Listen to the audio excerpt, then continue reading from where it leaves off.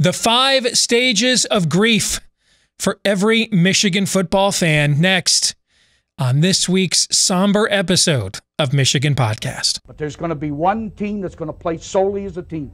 No man is more important than the team. No coach is more important than the team. The team, the team, the team. Looks deep for Anthony Carter. Waits for it. Hit. Caught. This is no time for that. In the pocket and a sack. Tim Jamison. Brady gets terrific. Throws it and a touchdown night again. Schultz just before Brazil got him. And a leaping interception by Woodson. Harbaugh back to throw over the middle. Caught by Collier at the 5 on his feet. Touchdown, Michigan. On its way. It's good. He's 5'7", 179 pounds, a junior at Michigan. But Jamie Morris packs a wallop, and he delivers for Bo Schembechler. And here's your first play. Pressure coming. Sack. It is Glenn Steele, number 81, who fought his way through the traffic. Option. And Robinson calls his own number, and he's going to score. Oh, an easy touchdown for Robinson and Michigan.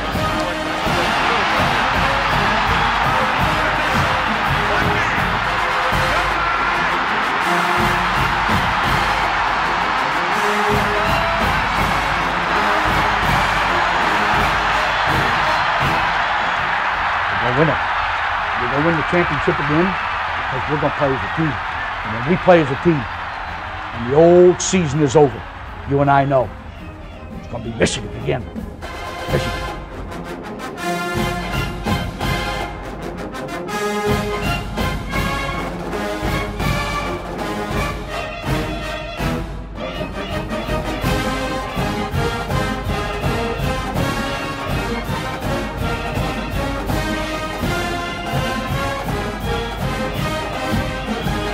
Go Blue, I'm Steve Deace, and welcome to this week's episode of Michigan Podcast.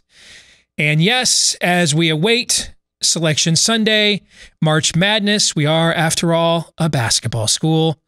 Michigan spring football, unfortunately, continues.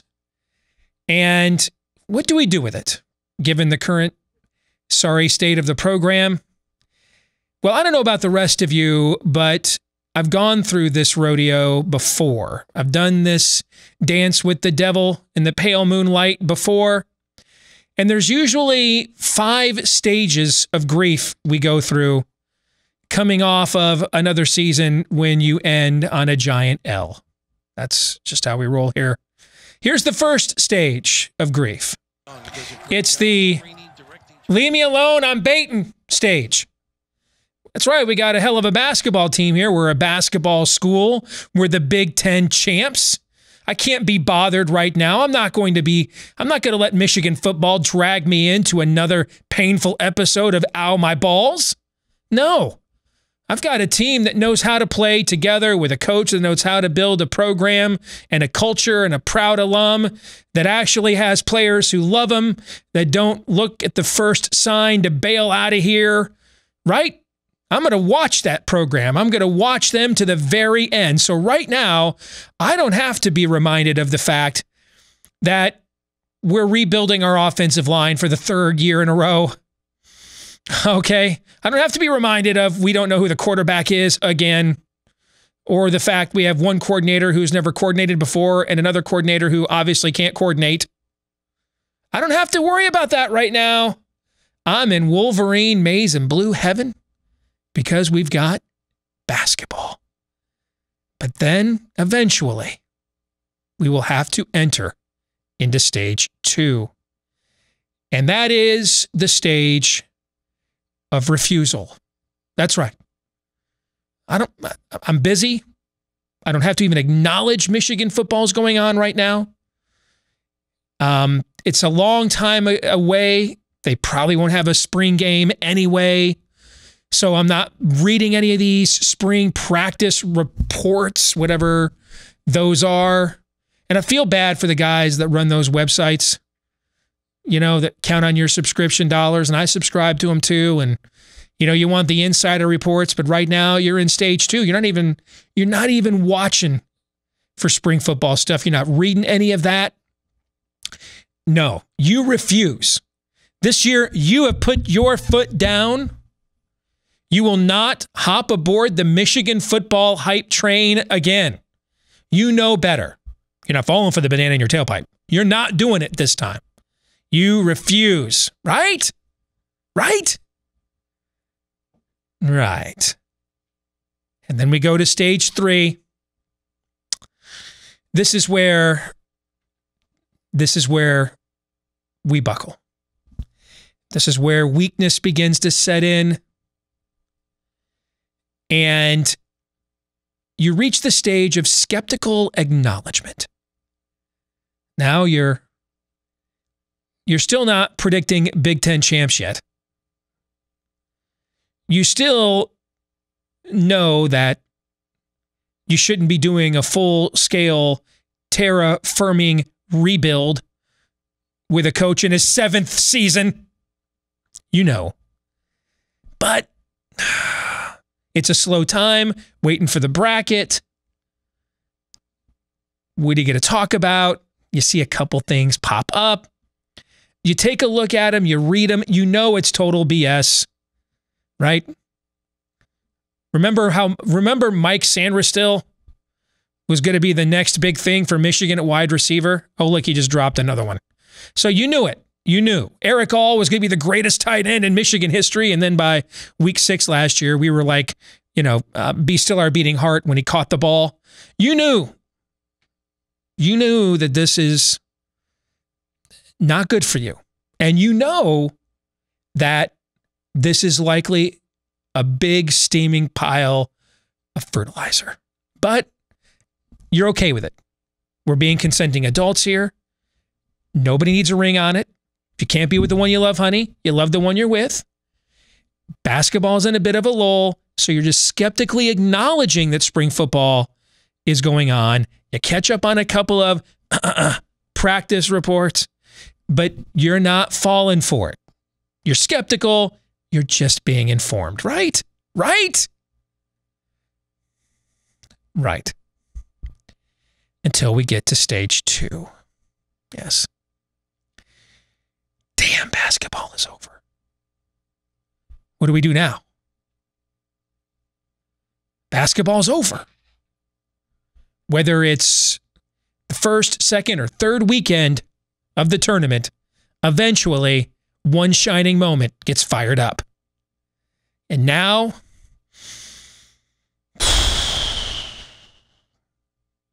you got a Jones. Now it needs fixed. You know what happens if you inject that into your veins. You know. You know what happens if you tap that head. You know. You've done it before. You know how this ends. Bitter, desolate, lonely, warped, frustrated. After Ohio State names the score again, or mercifully, COVID spares you from that humiliation for a year. That's a lot of free time, bro. What do we do with all that free time? Start looking at the maize and blue, devils and angels on your shoulder, going back and forth. Trying to draw you back in. You're trying to be resolute. You know that virtually nothing you see in the spring is real. You know there's no such thing as the Grady Brooks Award. You know this. But basketball's over, man. Damn, what are we going to do? And then you're gone, man. You're gone to stage 1. Or 5. You lose count. You're so desolate. You've lost count. J.J. McCarthy is the next Trevor Lawrence. This is the year. All aboard the hype train. Now, I've always marveled at how a school that goes out of its way to provide no details to its fans on anything whatsoever and brags about practicing in a submarine can create such a hype train. But we do it, man. We're the best team in America, April to August every year. That's right. Of course, I don't even think J.J. McCarthy is going to be the starting quarterback, but it doesn't matter right now. You're all in. In fact, you're watching reruns of Ow My Balls right now. You're so in. I'm here to tell you right now, we're not going there on this show. It might mean 30 people are watching and 29 of them are Ohio State fans, and I'm okay with it. If for no other reason than my own mental well-being, I'm hanging from a very slim thread after the last year we all have been through. I cannot possibly look my teenage son in the eye and give him another off season of hope, only to watch him eject about midway through the year because we lost a game the first time we played one that actually mattered. I'm not doing it. No hype here. No buzz here. I have no predictions, analysis of any kind of surprise. I have nothing. I'm dead inside right now. Dead. I am dead inside when it comes to Michigan football, and I react to nothing, and I mean nothing, except that which I see with my own eyes that is done and competed for or against by the team itself. I will offer you nothing. That is my pledge. My name is Steve Deace, and I'm an addict. I have to stop this, and this is the year that it ends. That is my pledge to you. A thank you to all of you that support us via Patreon. Patreon.com/Michigan Podcast. So many of you have asked for the last few years, hey, how can we support what you guys are doing? That's the best way, is to support us via Patreon. There's 3 different levels that you can do that, but if you just sign up for the exclusive club at $5 a month, you also get reaction podcasts throughout the year, as well as our handicapping predictions. And right now we're in the throes of college basketball season. So thank you to the hundreds of you that are supporting us right now on Patreon, and you're welcome to do the same at patreon.com/Michigan Podcast.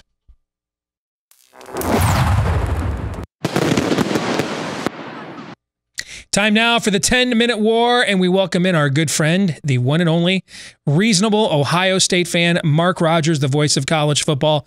Good to have you back with us here on Michigan Podcast. Mark, how are you? Michigan basketball podcast? Are you going to make that transition at some point here? Transitioning's all the rage these days, but I'm bum. But yeah, I mean, we have made the full-fledged transition to a basketball school. That's what we are here, which is why you're here. Because I just walked our audience through the 5 stages of grief for every Michigan fan every spring, and I'm done, dude. I'm not doing this anymore. I'm not watching any more episodes of Ow My Balls. I'm out. Okay. So, you're going to have to provide the Michigan football prognostication because I'm dead inside. I have nothing. I have nothing to offer. No analysis, nothing other than the season begins in September and we will see what happens. So let's get your take on some of the latest Michigan football news. Let's start with yet another quarterback transfer, Alan Bowman from Texas Tech coming in to play for Michigan. I have watched him play several times in the Big 12 Conference. A guy that's put up good numbers when he's been healthy. He just has rarely been healthy. What do you think that transfer does to the quarterback room that right now is 5-star recruit J.J. McCarthy, a guy who played a good half against Rutgers, and then a few student managers? What do you think? I think it's about security. It's about a safety net for J.J. McCarthy. 10 touchdowns, 7 interceptions. He's been an accurate passer in his 3 seasons at Texas Tech. He had his best season as a freshman. I don't know if that tells us much about him being in regression in regards to his development, or that's more about the coaching staff or the style of offense. Right, because the coaching staff changed after his freshman year, right? Sure. Cliff Kingsbury moved on. Right, yeah. Yeah, so Cliff Kingsbury, we know what he's capable of on the offensive side of the ball. And Alan Bowman, again, had his best season as a freshman, has declined since then. Matt Wells is a capable coach at Texas Tech, but passing the ball downfield is not his forte. So maybe that's all about the scheme and the complementary pieces around Alan Bowman. I don't think he's a great quarterback, dynamic quarterback. I don't think he changes or moves the needle in any way, but certainly he's capable.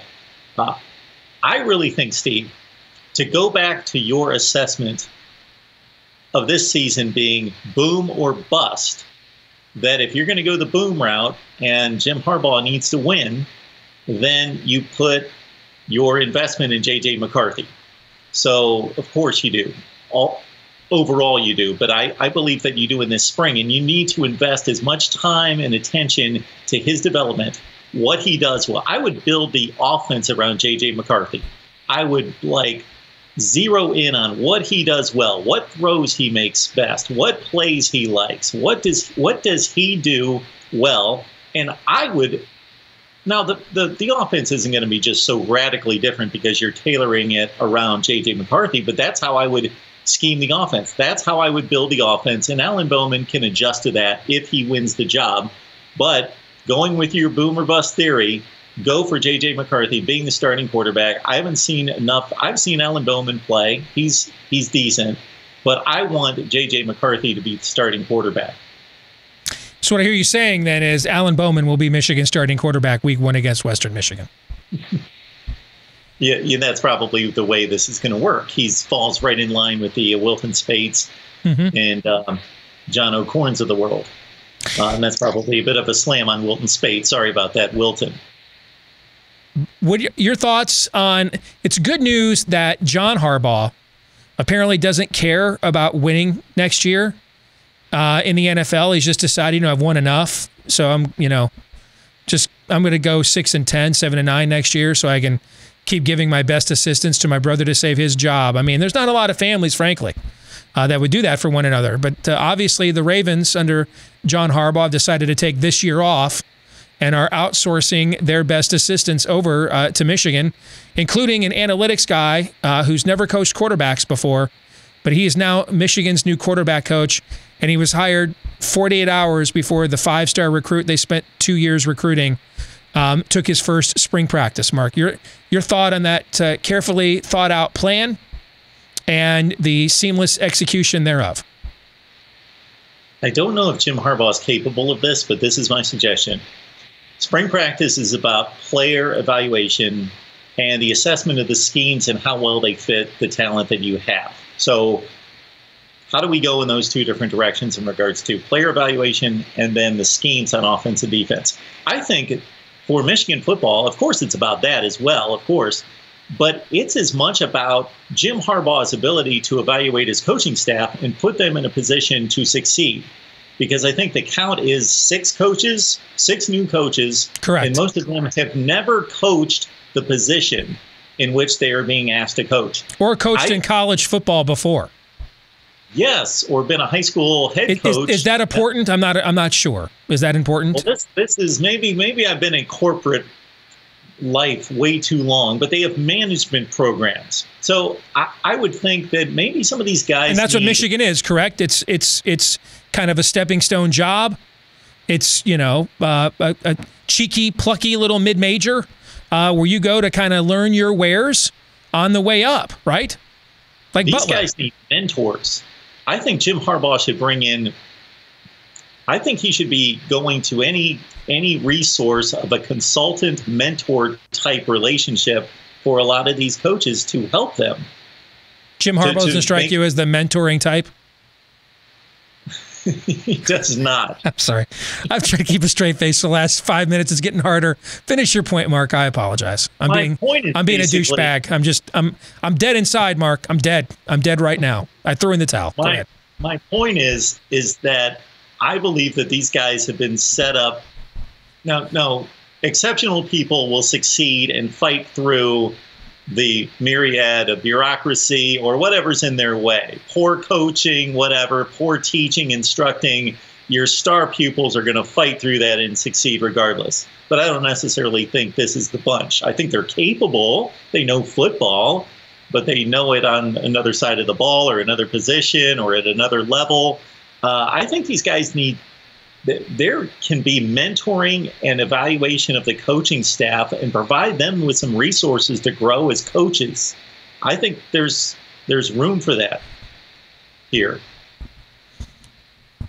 Maybe I'm thinking too far outside the box and thinking too much self-help, but...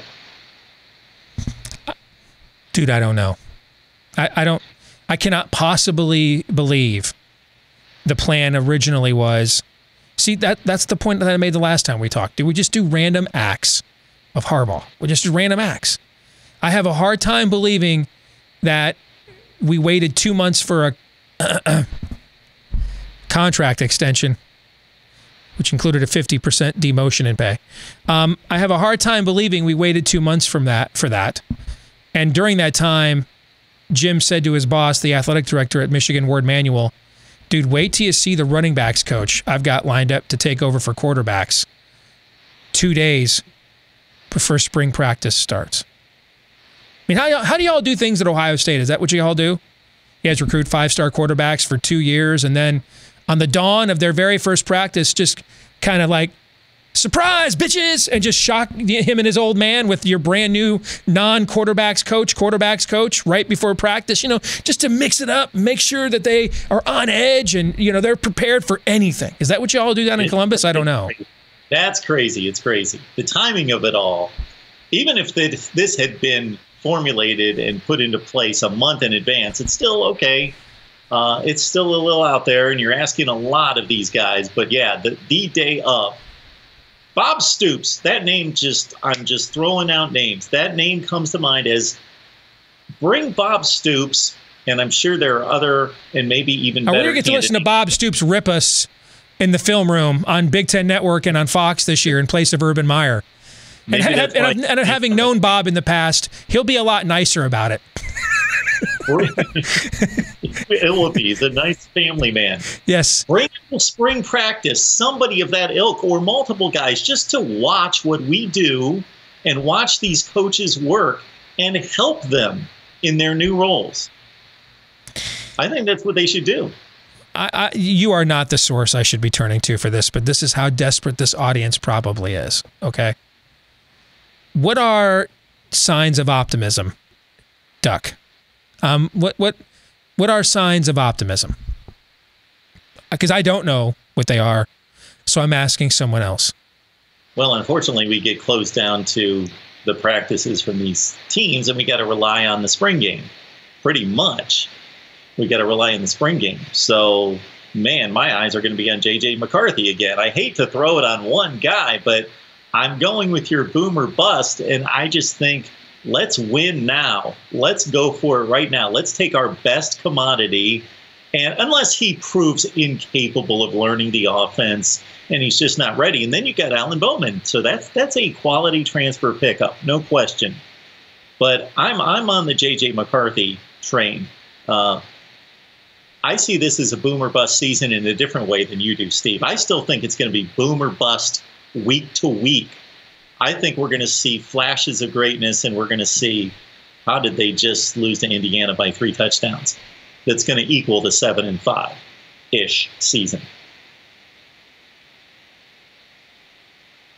I hate life. That's all I got for you. I'm sorry. I've got no secret sauce. I haven't cracked the code. I don't even think they're going 7-5. I don't. Anyway, we're a basketball school, Mark. That's what I hear. Yeah. So it's okay, I think. Good to see you again, brother. Thank you very much. All right, Steve. Enjoy the basketball and laugh at Sparty. 9th place, I understand, in the Big Ten. See, that brings some joy. There we go. I knew you'd bring me back around. Thank you, brother. Good to see you. We'll see you. A thank you to all of you that support us via Patreon. Patreon.com/Michigan Podcast. So many of you have asked for the last few years, hey, how can we support what you guys are doing? That's the best way, is to support us via Patreon. There's 3 different levels that you can do that, but if you just sign up for the exclusive club at $5 a month, you also get reaction podcasts throughout the year, as well as our handicapping predictions. And right now we're in the throes of college basketball season. So thank you to the hundreds of you that are supporting us right now on Patreon, and you're welcome to do the same at patreon.com/Michigan Podcast. And this week's Twitter poll results. We asked you, what are your thoughts about getting Michigan, quote unquote, spring football practice reports, so-called? 22.3% said, yeah, man, inject that into my veins. Turn it up. Is that Freedom Rock? 77.7% said, hell no. Do more, say less. The 22% of you that want that can take more of that. I don't know if I'm afraid of or for you. Because first of all, you don't have a digestive tract. You have a gizzard. Secondly, you just must be like, kick myself in the balls. I mean, I stiff upper lip. I'm untouchable. You must be like a total badass to be a glutton for that. On the other hand, please tell me you're really not believing the hype. Please. You needed intervention. So badass or in need of an intervention, one or the other. And again, man, I'd love nothing more than like next Thanksgiving weekend, I'm excommunicated from Michigan fandom. My inbox, the comment section here, you can't root for us anymore. You got off the train. You didn't believe it. Screw you. Go root for somebody else. I mean, I would love it if we're full of those comments because it would mean I didn't waste another football season. I just have negative integers optimism that sadly is going to be the case. Which brings us to our feedback of the week. Michigan Moment says, hey, Sparty fans ripped Juwan Howard last season for finishing 9th in the Big Ten in his first year, which is where they're going to finish this season. Funny how things work out. Funny indeed, like funny haha. Like Joe Pesci says in Goodfellas. Funny. Does that look funny? Yeah, in fact, it looks Ray Liotta funny. And I like that look. Looks good on you, Sparty. That 9th place look, it looks good on you. Of course, that's probably where we're finishing in football. But that's not important right now because we're a basketball school.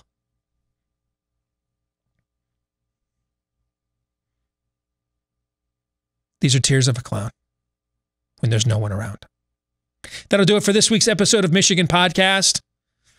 Next week, we break down Michigan's path to the Final Four.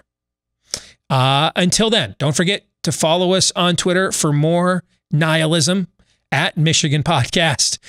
You can also like, rate, subscribe, 5-star review, whichever the case may be, on whichever platform it is that you may watch or listen to us. Thank you very much. Please do all of those things because it helps to get the word out to more and more Michigan fans where we can spread more and more of our hopeful, cheerful optimism.